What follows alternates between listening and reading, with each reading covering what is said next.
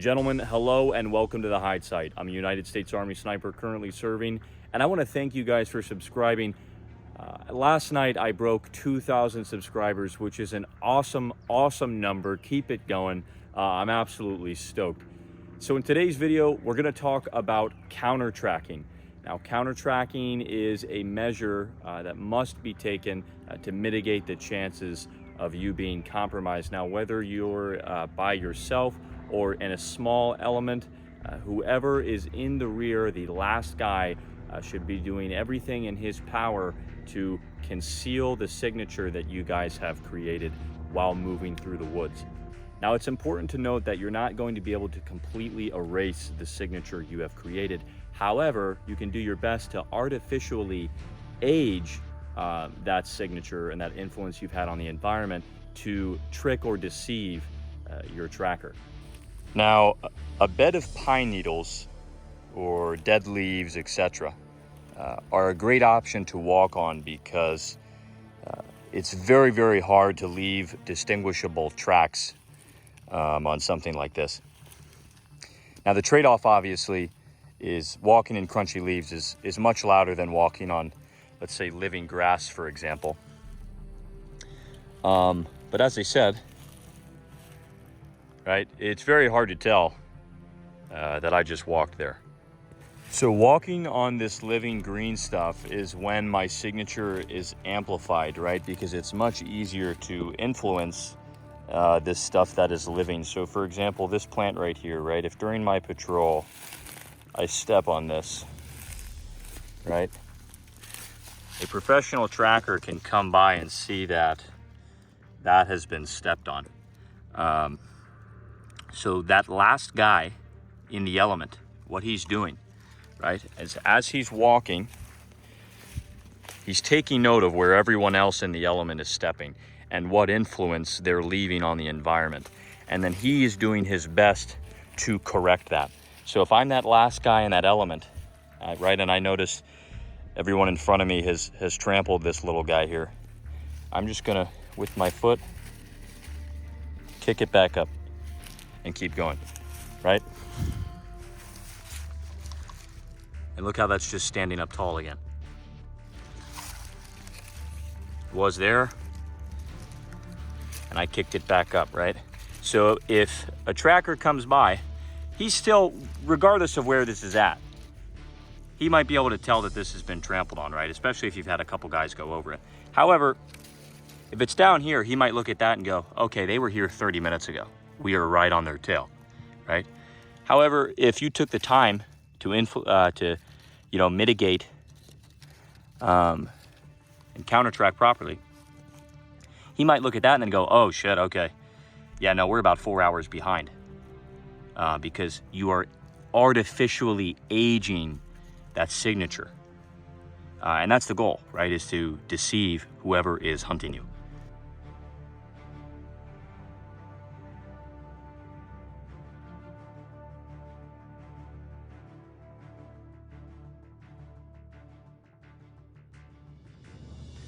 Now, to show you guys what that looks like on the patrol, I've had my imaginary recon buddies in my element in front of me trample some stuff in front of me here. So if I'm that last guy, I'm just coming through, I'm taking note of what they've influenced, and I'm just kicking it back up, right? I'm making it look older than it actually is. And I keep going.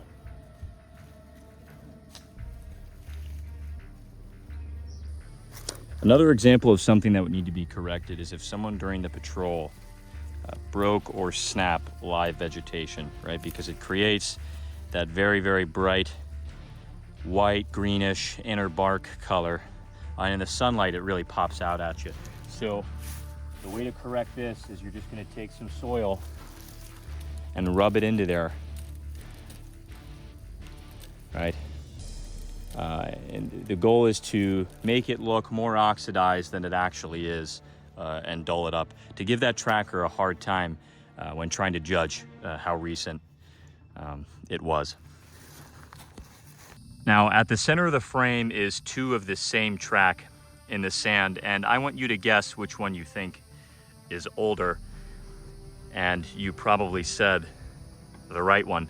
However, they're actually the same age. Now, when you walk over sand, a lot of people want to smear it, but this doesn't help you. And if anything, just makes a larger signature. Now, what you're doing, for example, in our recon teams at my unit, we carry broomsticks that are chopped halfway down. And then as the team crosses that LDA or walks over sand, that last guy is simply taking that broom and he's patting that footprint or that track, right? The goal is to age it by erasing some of the detail that make it look older than it actually is. And that's what I've done here. I actually just took my mask, I lightly patted this track. Because again, the goal is to deceive the person that is tracking you. So we've talked about a few ways to age our signature, but how about deliberate deception? An example of this would be implementing waterways or water sources into our route. So for example, if this road were a stream and I were approaching it from this direction, rather than just simply crossing, I could enter the stream and then walk down a couple hundred meters and pop out the other side.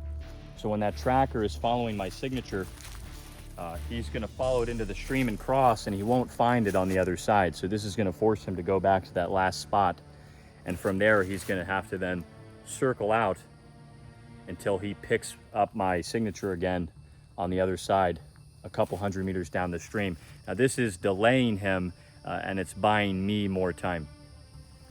Now if we intend to stop for a long period of time, we're obviously going to pick a spot that provides good cover and concealment, but we're not just going to walk right to it.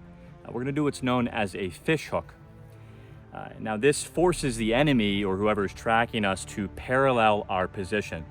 This gives us time to identify them, determine if their element is small enough for us to engage, and if not, it gives us time and early warning to get away. Now this would be an example of where I'd maybe want the enemy to parallel me. It's very sparse and doesn't provide any cover.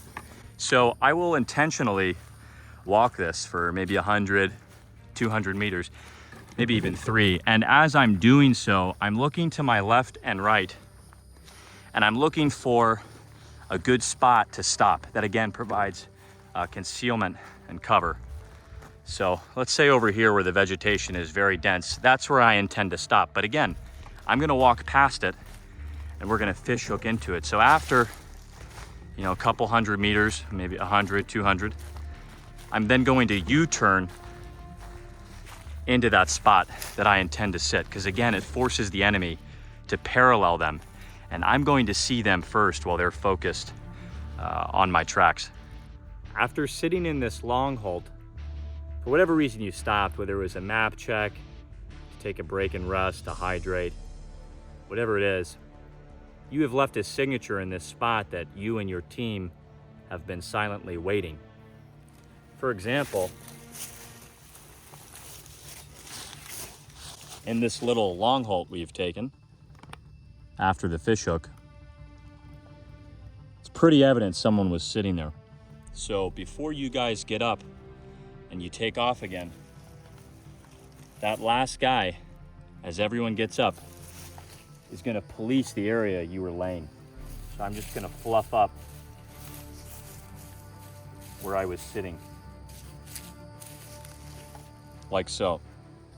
During the entirety of your route, you should be following the exact same path of that of who is in front of you. So for example, if the guy in front of me makes a track there, or steps on that plant, I am stepping in the exact same spot, because it creates a smaller signature and it's less work for the guy in the rear to police. A reminder that no matter what you do, you cannot completely erase that influence you have made or had on the environment. However, you are doing your best to age and deceive who is tracking you. This skill is very important because when operating in these small elements, these small recon teams, you cannot afford to be decisively engaged, because it will mean your team's destruction. When operating in a team that small, you just cannot sustain a gunfight for very long. Now, since my last video, a lot of ex-military and hunters have joined the channel. So absolutely, if you guys know a thing or two, feel free to drop some knowledge in the comments. It is greatly appreciated. And with that, I want to thank you guys for watching. I hope you learned something, and I will catch you in the next one.